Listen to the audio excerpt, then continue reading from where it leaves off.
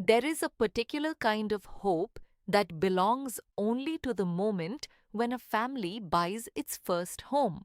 It is not the hope of the wealthy who purchase property as an asset class, a hedge, a portfolio entry.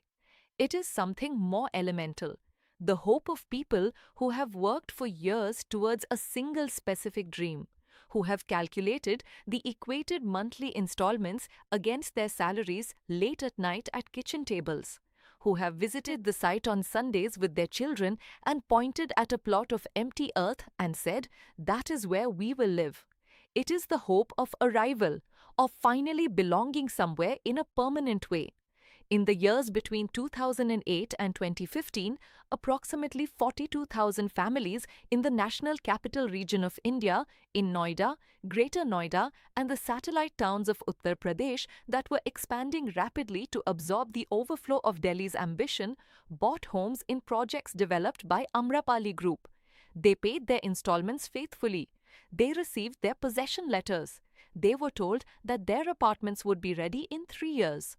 Then 4, then 5. Then the dates began to blur, and the offices began to go quiet, and the answers became increasingly evasive. And slowly, with the particular dread of people who have given everything to a single bet, they began to understand that something had gone very wrong. What had gone wrong was not a construction delay. It was not a regulatory setback.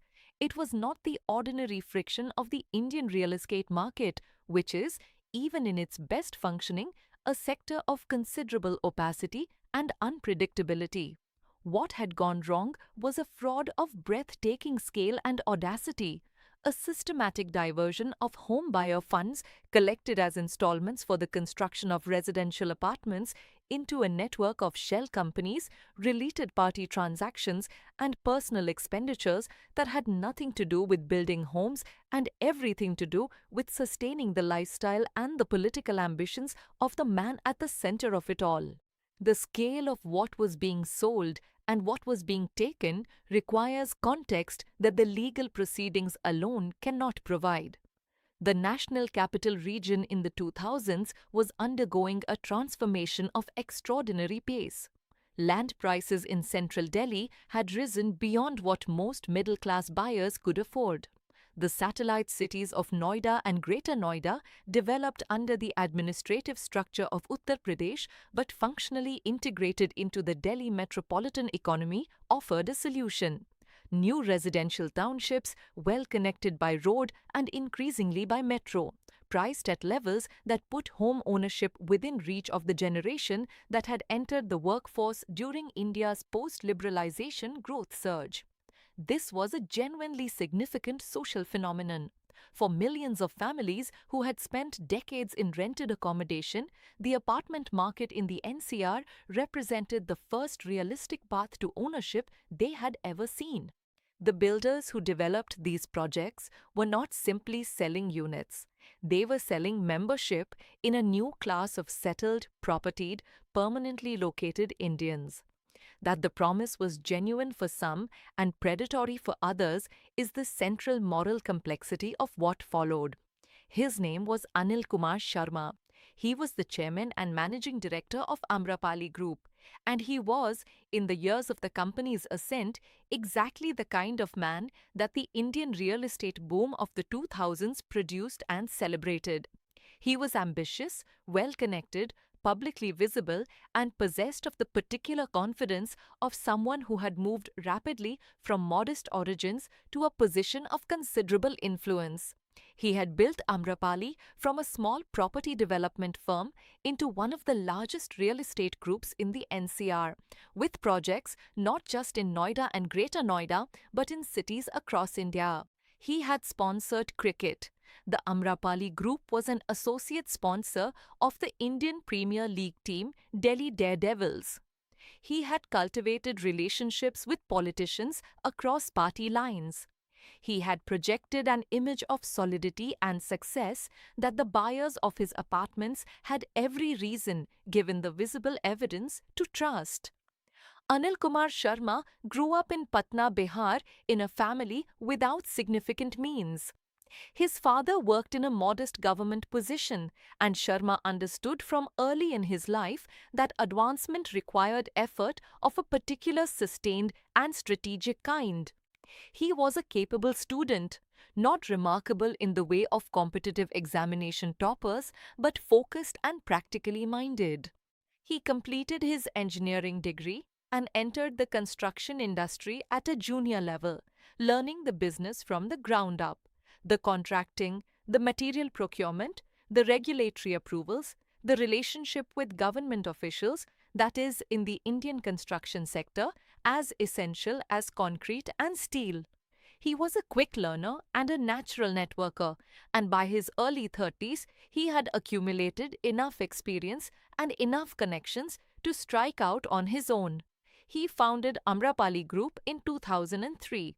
The name Amrapali was a celebrated figure in ancient Indian history, a courtesan of remarkable beauty and intelligence from the time of the Buddha, carried connotations of aspiration and cultural richness that Sharma used deliberately in his marketing. Amrapali projects were not just apartments, they were lifestyles. They were townships with swimming pools and clubhouses and landscaped gardens. They were the material realization of middle-class aspiration in the era when the Indian economy was growing at 8% a year and a generation of young professionals was entering the property market for the first time, flush with credit and hungry for the markers of arrival that homeownership represented. The project sold quickly. In the buoyant market of 2008 and 2009 and 2010, properties in Noida and Greater Noida were in high demand from buyers who worked in the IT parks and corporate offices of Noida's growing commercial districts. From government employees seeking to invest their provident funds, from families across India who wanted a foothold in the capital region. Amrapali's marketing was professional and aggressive. Its advertising showed gleaming towers against blue skies, happy families in bright lobbies, children playing in well-designed open spaces. The prices were competitive. The installment plans were structured to make purchase accessible. The project names Amrapali Silicon City, Amrapali Sapphire, Amrapali Dream Valley, Amrapali Zodiac spoke a language of modernity and promise that their buyers found entirely convincing. The money flowed in. Tens of thousands of installment payments from tens of thousands of buyers, creating a river of cash that was supposed to go into construction. In the early years, some construction happened. Foundations were laid, towers began to rise.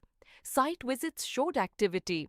The buyers who came on Sundays saw cranes and workers and the physical signs of progress.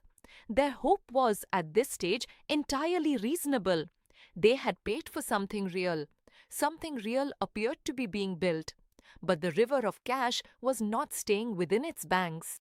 Beginning in the earliest years of the collections, funds paid by home buyers for the construction of their apartments were being diverted systematically, deliberately, and in amounts that would eventually total, according to the forensic ordered by the Supreme Court, more than 3,000 crore rupees, into a network of companies that had no relationship to construction and every relationship to the personal financial interests of Anil Kumar Sharma and his associates. The mechanism was not simple, but it had a simple logic.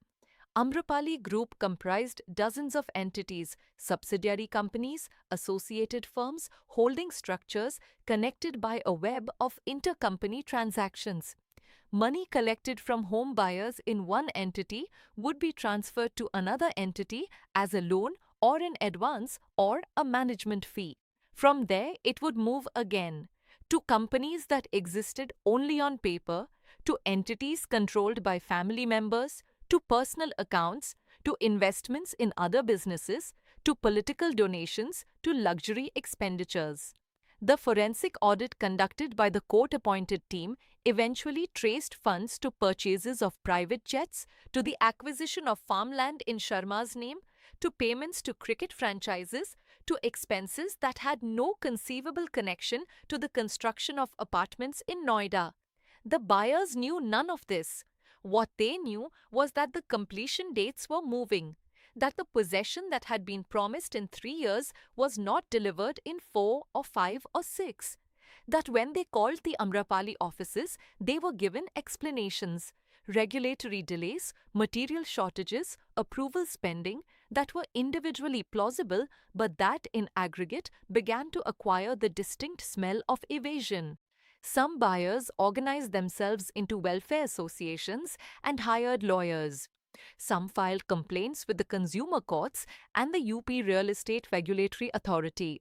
Some went to the Noida Authority, which had its own regulatory oversight over the developments within its jurisdiction. The responses they received were slow, bureaucratic, and largely unsatisfying. The case reached the Supreme Court of India through a combination of public interest petitions and direct buyer complaints in 2017. The bench that eventually took charge of the case, headed by Justice Arun Mishra, approached it with an urgency and a directness that the lower regulatory proceedings had not provided. The court quickly identified that this was not a case of construction delays to be managed through extended timelines and revised possession certificates. This was a case of criminal diversion of public funds that had left tens of thousands of families in limbo and left thousands of apartments in various stages of incompletion across dozens of project sites. The Supreme Court's interventions were aggressive and sustained. It ordered a forensic audit of Amrapali's accounts, conducted by a team from Grant Thornton, the accounting and advisory firm, which revealed the full scale of the diversion and produced a detailed map of the network of companies through which buyer funds had been siphoned. It cancelled the registration of Amrapali Group as a real estate developer under the provisions of the Real Estate Regulation and Development Act, RERA, a relatively new statute enacted in 2016, which was being tested in the Amrapali case as a serious enforcement instrument for essentially the first time.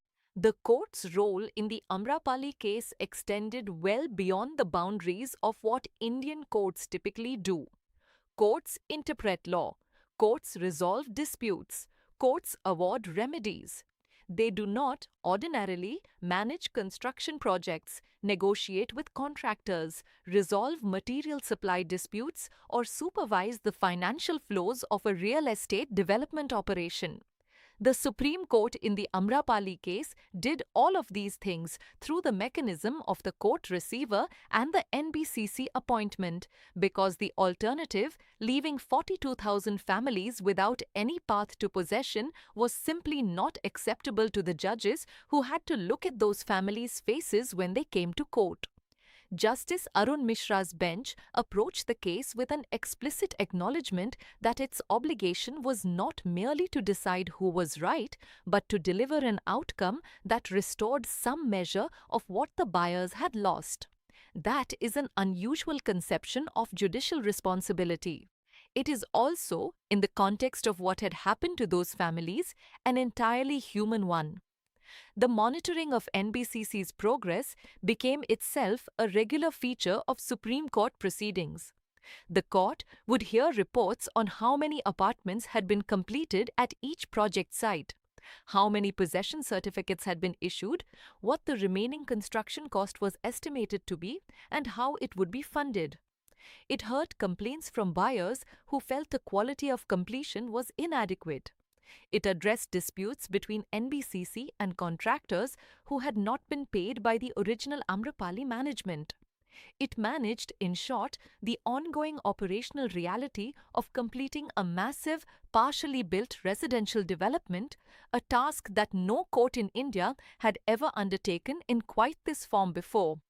Gap, it directed the arrest of Anil Kumar Sharma and other senior officials of the group. Sharma was taken into custody in 2019 and has remained in judicial custody through the subsequent years of proceedings.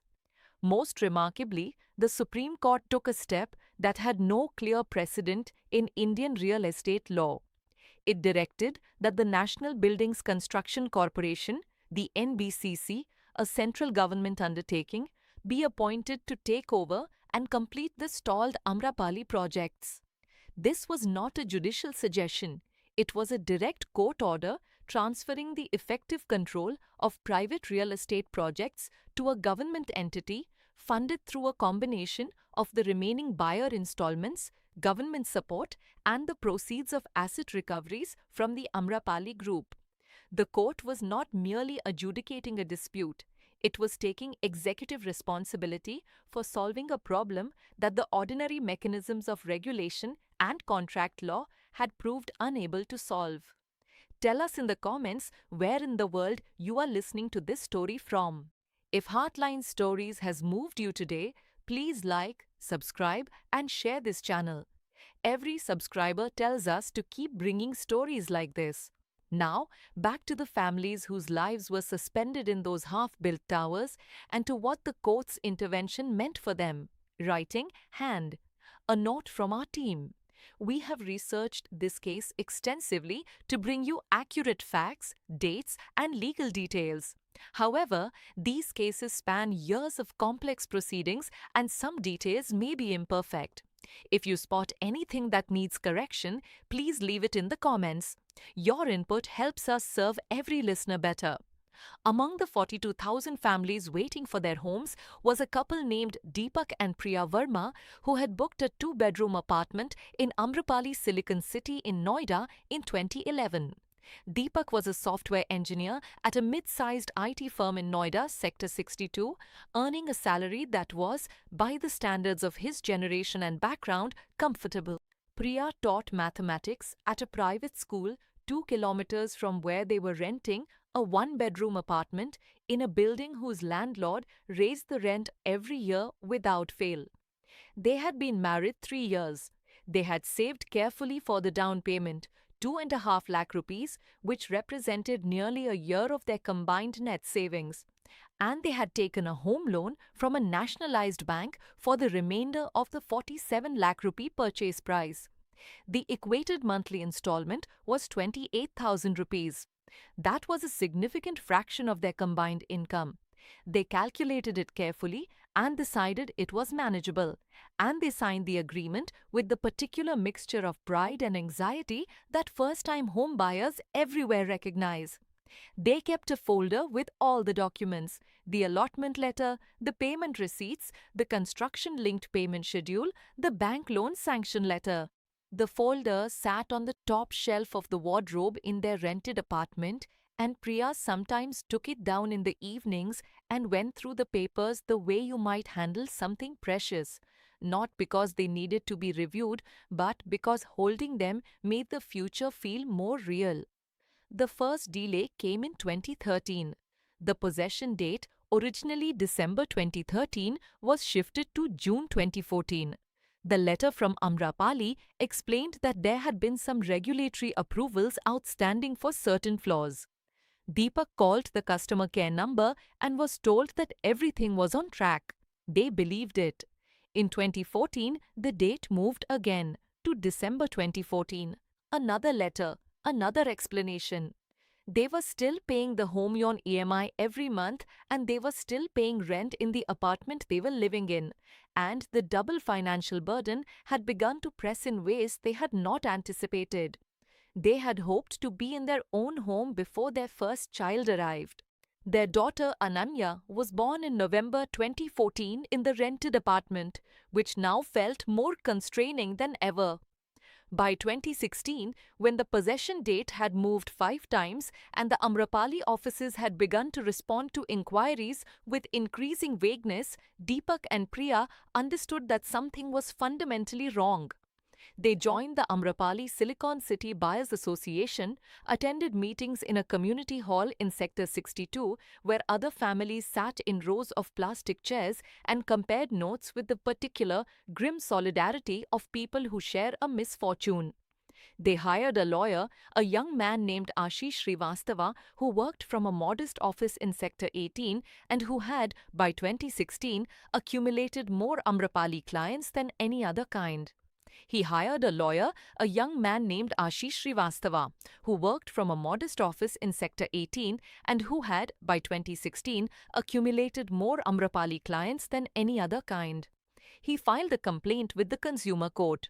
The process moved at the pace that consumer courts in India are famous for, which is to say, it moved but slowly. The Supreme Court's intervention in 2017 changed everything, but not quickly. The forensic audit took months. The NBCC appointment took further proceedings. The actual resumption of construction at individual sites dependent on the resolution of contractor disputes, unpaid material bills, and the complex financial restructuring that the court was simultaneously managing took longer still. Deepak and Priya followed every hearing, checking the live streaming of Supreme Court proceedings that Indian courts now provide, reading the orders on their phones at night after Ananya was asleep. They became fluent in legal terminology they had never expected to know: forensic audit, escrow account, registry cancellation, RERA registration, court receiver. In 2021, 10 years after they had booked the apartment and paid the down payment and signed the loan documents and kept the folder on the wardrobe shelf, they received possession of their flat in Amrapali, Silicon City. The NBCC had completed the construction. The occupation certificate had been issued. The elevator worked. The water supply was connected. The flat was smaller than it had seemed in the brochure. The walls needed painting, and one of the windows faced a construction site for a project that remained unfinished. But it was theirs. Deepak stood in the empty living room for a long time, not saying anything. Priya brought Ananya in, and the 7-year-old ran from room to room, her footsteps echoing in the bare space, and asked which room was hers. Deepak and Priya looked at each other over their daughter's head. Not every family waited as patiently or as successfully as the Vermas. Many buyers had taken loans at interest rates that, over a decade of non-possession, had caused their outstanding balances to grow rather than shrink. Some had defaulted. Some had lost properties they were using as collateral. Some had divorced under the financial strain. Some of the original buyers had died. Elderly parents who had invested retirement savings in an Amrapali flat, and their heirs were navigating both inheritance proceedings and the NBCC completion process simultaneously. The human cost of the Amrapali fraud, measured not in rupees but in the accumulated years of anxiety and financial pressure and deferred life plans, is not captured in any court order. The RERA, the Real Estate Regulation and Development Act, enacted in 2016, was one of the most significant pieces of legislation to emerge from the era of housing frauds like Amrapali. It established, for the first time, a comprehensive regulatory framework for the real estate sector in India. Mandatory registration of projects with the state RERA authority before any sales can be made. Mandatory deposit of 70% of buyer funds in a dedicated escrowed account that can only be withdrawn against certified construction expenditure. Mandatory disclosure of project timelines, builder credentials, and legal status of the land. Builders who violate RERA provisions are liable to penalties and imprisonment. Buyers who are not given possession by the agreed date are entitled to a full refund with interest. RERA does not eliminate the risk of real estate fraud, but it changes the environment in which that risk operates.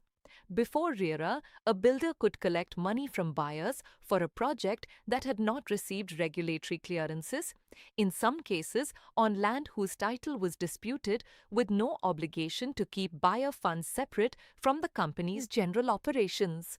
The Amrapali fraud depended on precisely this absence of structural discipline, on the ability to collect billions of rupees from trusting buyers and move those funds freely through a network of related entities. RERA's escrow requirement, had it been in force and enforced, would have made the diversion significantly harder. If you are buying or considering buying a home in India, the most important thing you can do before signing any agreement is to verify the project's RERA registration. Every state in India now has a RERA authority with a public portal where you can search for a project by name or by the developer's name. The RERA registration page for a project will show you the registered timeline, the approved layout, the status of regulatory clearances, and any complaints that have been filed against the project. If a project is not RERA registered or if its registration has been cancelled, that is a warning sign that requires serious attention before you commit your money. The specific portal varies by state. In Uttar Pradesh, it is at up-rera.in. In Maharashtra, at maharera.mahaonline.gov.in. In Delhi, at rerarendelhi.in. RERA authorities also accept complaints from buyers and are empowered to order refunds and compensation. If you are a home buyer who has not received possession within the agreed timeline, you can file a complaint with your state's RERA authority, and many buyers have successfully obtained orders for refunds and interest through this mechanism without needing to approach the Supreme Court. The Amrapali case also renewed the conversation about the role of banks in real estate fraud. Many of the buyers who were defrauded had taken home loans from nationalized and private banks. Those banks had in many cases conducted their own due diligence on the projects, verifying the title, checking the regulatory clearances, assessing the builder's track record before sanctioning the loans. In several instances, the banks had sanctioned loans for projects where their own due diligence should have revealed warning signs. The Reserve Bank of India has since issued guidelines tightening the requirements for bank due diligence in project lending and home loan sanctioning, recognizing that banks have a systemic role in protecting borrowers who rely on institutional validation of the projects they are financing. Anil Kumar Sharma remains in judicial custody as the legal proceedings against him and his associates continue. The charges include cheating, criminal breach of trust, and money laundering. The Enforcement Directorate has attached assets. The forensic trail traced by Grant Thornton has provided investigators with a roadmap of the diversion that is detailed enough to sustain a serious prosecution. Whether and when the criminal proceedings will conclude, given the pace of complex financial crime trials in India, is uncertain. What is certain is that the regulatory environment he exploited no longer exists in the form it had when he exploited it. The NBCC has completed possession in several Amrapali projects and continues to work through the remaining sites. The process has been slow, complicated by the legacy of unpaid contractor bills, disputed material supplies, and the sheer scale of the construction backlog that a decade of mismanagement and diversion had created. But apartments are being completed. Keys are being handed over. Families are moving in. The dream, deferred for a decade, paid for at an enormous cost in anxiety and financial strain and lost years, is, project by project, site by site, being partially redeemed. Not restored, redeemed, imperfectly and late, by a court that refused to let the state's obligation to its citizens end at the courthouse door. In the apartment in Amrapali, Silicon City, Ananya Verma is now in the 4th standard at a school 2 kilometers away. She has a room of her own. The walls are painted yellow, her choice. There is a bookshelf that her grandfather built over a weekend visit, slightly uneven but solid. From the window of the room, she cannot see the construction site anymore. A boundary wall has been put up. She can see a park, and in the evenings, she asks to be taken there. And Deepak takes her, and they walk the perimeter of the small park in the fading light. And she tells him about her day, and he listens. He does not tell her about the folder, about the years of uncertainty, about the nights when he and Priya sat with the loan statements and tried to calculate how much longer they could sustain the double burden of EMI and rent. He does not tell her about the consumer court or the welfare association meetings, or the nights he stayed up watching Supreme Court proceedings on his phone. She is 9 years old. She knows only that they live in their own home, in her yellow room, in a building where the elevator mostly works and the water comes on schedule and the corridor smells of other families cooking their evening meals. She thinks this is how it has always been. There is one dimension of the Amrapali case that deserves particular attention from anyone who is, right now, paying installments on an under-construction property in India, the role of home loan lenders in the tragedy. Every one of the 42,000 Amrapali buyers who financed their purchase through a bank loan continued to pay that EMI through the years of delay. The bank's loan was secured against the property, a property that did not yet legally exist in the form of a completed, registered, occupied apartment. The buyer was paying interest on borrowed money for an asset they could not use, while simultaneously paying rent on the home they were actually living in. This double burden, often called the double EMI trap, is one of the most financially damaging features of the Indian under-construction property market, and it falls disproportionately on buyers of modest means for whom both payments represent significant fractions of income. Banks have a duty in this equation that the regulatory framework has not always enforced. When a bank sanctions a home loan for an under-construction property, it is making an implicit assessment not just of the borrower's creditworthiness but of the project's viability. It is telling the borrower, "We have looked at this developer and this project and we believe the home will be built." That implicit representation carries moral weight even if it does not always carry legal liability. The Reserve Bank of India, following the wave of housing frauds that Amrapali exemplified, has tightened its guidelines on home loans for under-construction properties, requiring more rigorous due diligence, restricting the disbursement of loan amounts in advance of certified construction progress, and imposing clearer obligations on banks to protect borrowers in the event of project failure. These changes do not restore what was lost in Amrapali, but they reduce the probability that the same mechanism produces the same harm at the same scale in the future. That is the gift that Deepak and Kriya were able to give her in the end.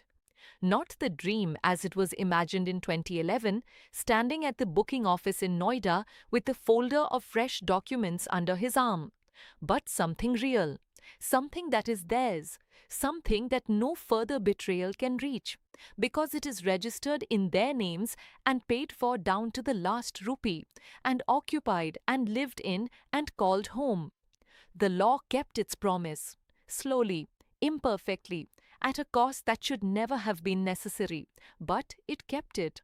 And for 42,000 families who had almost stopped believing that it would, that matters more than any judgment can fully express. Every heart has a story worth telling.